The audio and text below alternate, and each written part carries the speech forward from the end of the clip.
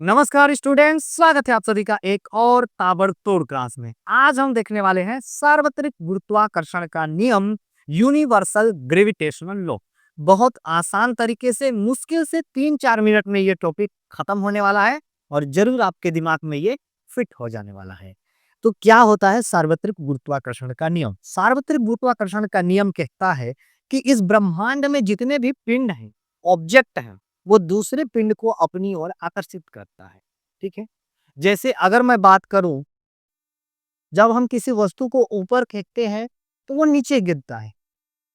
तो बाकी भी चीज आकर्षित कर रहे हैं तो पृथ्वी में ही क्यों गिरता है? सवाल उठता है।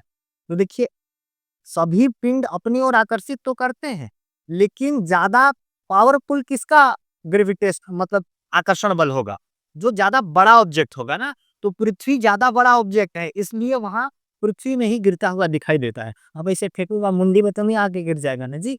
वो पृथ्वी का आकर्षण बल ज्यादा काम करता है। जैसे अगर मैं सूर्य और पृथ्वी की बात करूं, तो सूर्य भी पृथ्वी में आकर्षण बल लगाता है, पृथ्वी भी सूर्य में आकर्षण बल लगाता है। लेकिन ज्यादा पावरफुल किसका है? सूर्य का, क्योंकि वो मैसिव ऑब्जेक्ट, जितना मैसिव ऑब्जेक्ट उतना आकर्षण बल, उतना ग्रेविटी। समझ आया? उसी प्रकार अगर हम चंद्रमा और पृथ्वी की बात करें, तो चंद्रमा जैसे जैसे घूम रहा है ना दोस्तों पृथ्वी के अगल बगल, वो थोड़ा थोड़ा नजदीक ही आते जा रहा है, क्योंकि पृथ्वी क्या करता है, उसमें आकर्षण बल लगाता है, लेकिन वो जो नजदीक आ रहा है वो वैसे पता नहीं चलता है। आप गूगल करके देख लीजिए, थोड़ा थोड़ा नीचे आता जा रहा है। ठीक है? एकदम ज्यादा नहीं कि आके तो उधर सट जाए, मतलब माइनर, लेकिन आ रहा है क्योंकि आकर्षण बल लगता है। ये समझ आया आपको? चलिए अब आते हैं टॉपिक पे। तो क्या कहता है, एक बार और समझिए। इस ब्रह्मांड का जो प्रत्येक पिंड है दूसरे पिंड को अपनी ओर क्या करेगा? आकर्षित करता है। ये होता है सार्वत्रिक गुरुत्वाकर्षण का नियम। तो मान लीजिए हम इस प्रकार दो ऑब्जेक्ट लेते हैं, तो ये ऑब्जेक्ट इसको आकर्षित करेगा और ये ऑब्जेक्ट इसको आकर्षित करेगा। तो इन दोनों ऑब्जेक्ट्स के बीच जो लगने वाला आकर्षण बल होता है दोस्तों, इन दोनों के मतलब दो जो पिंड होंगे, उनके द्रव्यमानों के गुणनफल के अनुक्रमानुपाती व उनके बीच की दूरी के वर्ग के व्युत्क्रमानुपाती होता है। नहीं समझ आया? आइए समझाता हूं। मान लीजिए दो पिंड हैं, ये पहला पिंड है और ये दोस्तों दूसरा पिंड है। और पहले पिंड का द्रव्यमान क्या है? m1। और दूसरे पिंड का द्रव्यमान क्या है? m2। ठीक है? ये वाला पिंड ए है, ये वाला पिंड बी, और यहां से यहां तक इनके बीच की दूरी क्या है? आर है। तो ये नियम क्या कहता है? अब इस नियम में बाद में आएंगे, पहले थ्योरी लिख लीजिए। मैंने क्या बताया? माना m1 व m2 द्रव्यमान के दो पिंड हैं। ठीक, थ्योरी में ये लिखिएगा। और उनके बीच की दूरी क्या है? आर है। सिंपल। तथा उनके बीच लगने वाला जो आकर्षण बल है, ऐसे आकर्षण बल लगाएंगे, ये वाला इसमें फोर्स लगाएगा, ये वाला इसमें फोर्स, है ना? ये जो दूसरा पिंड है पहले पिंड पर फोर्स लगाएगा, वैसे ही ये पहला पिंड है दूसरे पिंड पर फोर्स लगाएगा। ठीक है? तो उनके बीच लगने वाला जो आकर्षण बल है वो क्या है? मान लिए एफ मान लिए। 1-2 समझाने के लिए, ठीक है? इस प्रकार से इसको 1-2 को चलिए मिटा दीजिए। ठीक है? समझ आया? तब इस नियम के अनुसार ये जो आकर्षण बल होगा उनके द्रव्यमानों के गुणनफल के अनुक्रमानुपाती। तो उनका द्रव्यमान क्या है?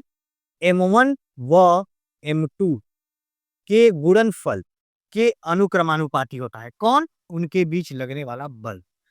दूसरा, वह उनके बीच की दूरी के वर्ग के, उनके बीच की दूरी r के वर्ग के व्युत्क्रमानुपाती यानी बट्टे में लिखा जाएगा। समझ आया? के व्युत्क्रमानुपाती होता है। कौन? उनके बीच लगने वाला फोर्स। इन दोनों क्या लिखेगा? इन दोनों, ठीक है, संबंधों को, इन दोनों संबंधों को मिलाकर लिखने पर, मिलाकर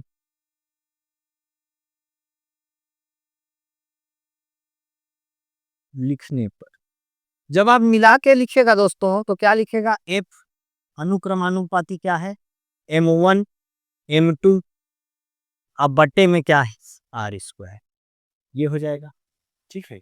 इधर देखो क्या, इसके आगे इधर लिखिए। अब अनुप्रमाणुपाती का चिन्ह लगाते जब हटाते हैं तो बराबर का चिन्ह आ जाता है और क्या लग जाता है, एक कांस्टेंट के, ठीक है, m1 m2 upon are square, ठीक है। ये होता है सार्वत्रिक गुरुत्वाकर्षण नियम को, ये समीकरण क्या करता है, प्रदर्शित करता है। एक चीज और बता रहा हूं, पहले चेक कर लेते हैं कि रिकॉर्ड हो रहा है कि लटक गया। हाँ, रिकॉर्ड हो रहा है।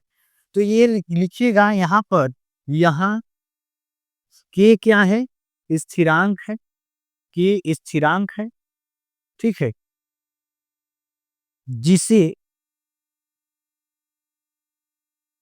सार्वत्रिक सार्वत्रिक गुरुत्वाकर्षण, सार्वत्रिक गुरुत्वाकर्षण क्या बोलते हैं, नियतांक कहते हैं, नियतांक कहते हैं। और यही क्या है, क्या पढ़ रहे थे, सार्वत्रिक गुरुत्वाकर्षण नियम, समीकरण एक, है ना, सार्वत्रिक गुरुत्वाकर्षण, सार्वत्रिक गुरुत्वाकर्षण नियम को क्या करता है, को प्रदर्शित करता है। ये हो गया, ठीक है। समीकरण एक सार्वत्रिक गुरुत्वाकर्षण नियम को प्रदर्शित करता है। तो इतना ही टॉपिक था दोस्तों आज के लिए। पूरा सीरीज आएगा ग्रेविटी, ये जो ग्रेविटी वाला चैप्टर है उसका, तो जरूर बने रहिएगा, सब्सक्राइब जरूर कर लीजिएगा। पूरा प्लेलिस्ट मिलने वाला है इस चैप्टर का, प्लेलिस्ट आप डिस्क्रिप्शन में चेक कर सकते हैं या फिर यहाँ क्लिक कर लीजिए। मिलते हैं अगले वीडियो में। जय हिंद।